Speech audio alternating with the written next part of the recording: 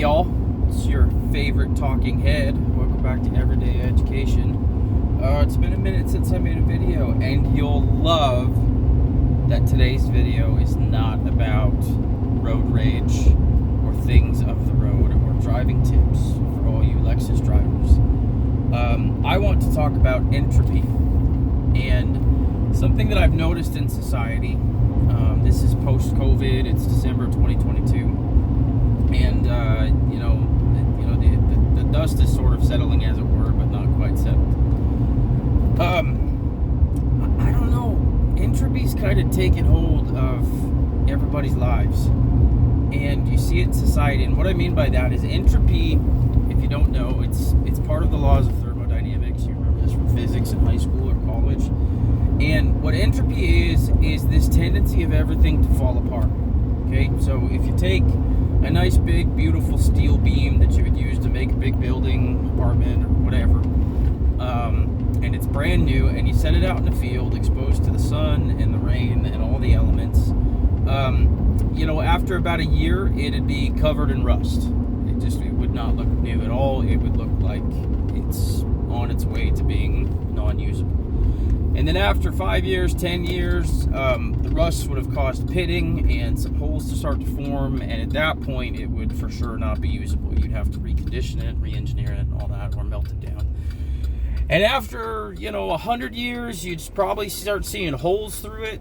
And after 1,000 years of rust and decay and rain and sun, it would probably just be in pieces in that field, or maybe it wouldn't be there at all.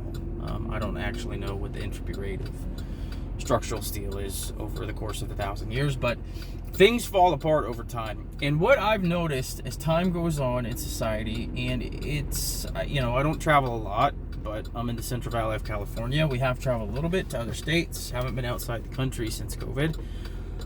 But,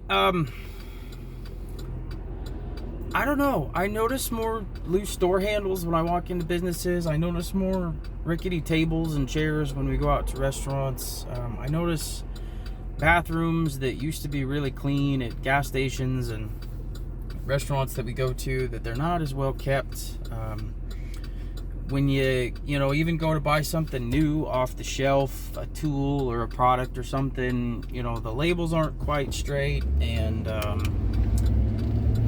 that's not that big of a deal. But when I buy a tape measure, I want to know that it was built to the highest quality of standards, because if I go to build something that somebody's life depends on, I want to know that it's been done right. We're just not doing things with as much quality and craftsmanship as we used to. And this is at no one in particular, no industry in particular. It's just everywhere I go. Roads get repaved, and it seems like within a couple of years they got to get repaved again. There's this joke I work in like waterworks and plumbing, and kind of in that field. There's this joke when we get something that's a little off. We joke that it was made on a Friday, because the guy that was working on it just really wanted to get out of there, and he was in a hurry, and instead of staying an extra 10 minutes, I'll just bang it all together and call it good. And it seems like more products and things are of that caliber than not anymore. It used to kind of be a hit or miss thing. It happened here and there, and now it's kind of just like the regular occurrence. And so this video is already 4 minutes long, and I apologize for that. But what I want to encourage everybody to do is take the time to do things right. The tiniest little things. And this isn't so much the argument of, it's better to brush your teeth for 30 seconds than not at all. When everyone says brush your teeth for 2 minutes. I'm not talking about that kind of thing. I'm talking about, I'll give you an example. I do this all the time. I carry a Leatherman multi-tool. Let me see if I can do this. Right there. See? Leatherman multi-tool. A pair of pliers. It's got knives and screwdrivers and stuff on it. When I see loose door handles, if it's an appropriate setting, I'll take the time to pull my Leatherman out and tighten the screws on the door handle.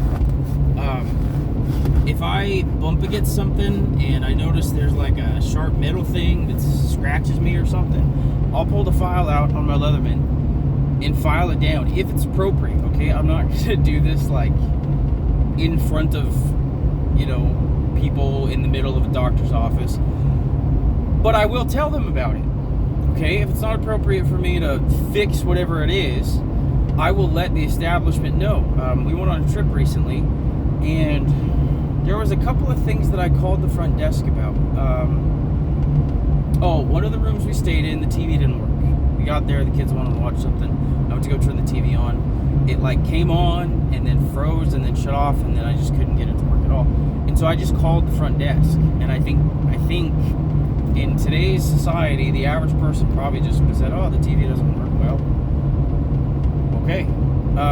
I took 20 seconds and I called the front desk and I said, "Hey, we just checked into our room and went to turn the TV on. It doesn't work." And they said, "Okay, we'll get it fixed." They never would have known if nobody would have said anything about it. There was another thing. I think it was like a flickering light bulb. It was like a halogen bulb that was going out. They start to flicker when they go bad, and once they do that, they usually don't fix themselves. I called the front desk and I just said, "Hey, we're in room such and such. This one light bulb isn't working. I don't need it fixed right now. I just want to let you guys know so you fix it before the next person that's in here." Because entropy happens.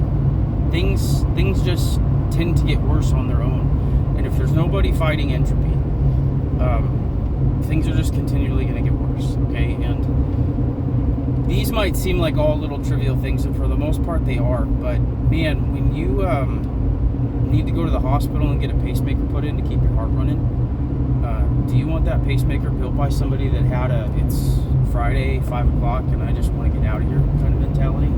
Or do you want to know that it was built with the utmost craftsmanship to make it reliable, to literally save your life? I know what my answer is, and I would hope that yours would be the same as mine. So I want to encourage everybody just to look around in your life and look for these tiny little things that you can either fix or make improvements on. Because that's where making the world a better place starts. It's by finding things that are right in front of you that take you next to no time at all to correct and correcting them. It's one of the biggest things in like depression and recovery efforts through people who've gone through like PTSD and trauma and stuff. It's to control whatever is right in front of you that you can control. Okay? And for you Disney fans, in Frozen 2, when Anna's going through, the perceived loss of her sister, and she's feeling dark and lonely, and she sings that song, "Just do the next right thing." And that's what I want to encourage you all to do, because maybe it's selfish. I'm getting tired of seeing this world fall apart, and I know that we can only combat that to a certain extent.